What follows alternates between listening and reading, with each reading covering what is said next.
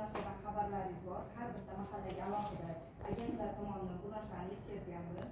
Yangi ochilgan yattilarga 100 million so'mgacha garovsiz 3 shaxs kafilligi bilan ikkita ishchi o'rni yaratgan taqdirda 375 million so'mgacha, 5 ta ishchi o'rni yaratsa esa 1,5 milliardgacha 85% pul ko'chirish yo'li bilan 15% naqd pul ko'rinishida kreditlar ajratyapmiz. Kreditlarimiz IT yo'nalishida, xizmat ko'rsatish sohasida, barcha sohalarda mavjud.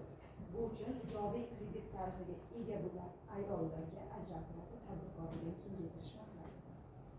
Xabarlaringiz bor, undan tashqari Xalq banki tomonidan 50 million so'mgacha moliyaviy ommabop kreditini beryapti. Shu kungacha naqd shaklda 3 shaxs kafilligi bilan oilaviy tadbirkorlikdan kredit olgan va uni ijobiy yopiq ayollarga 24%, erkaklarga 25% ajratadi.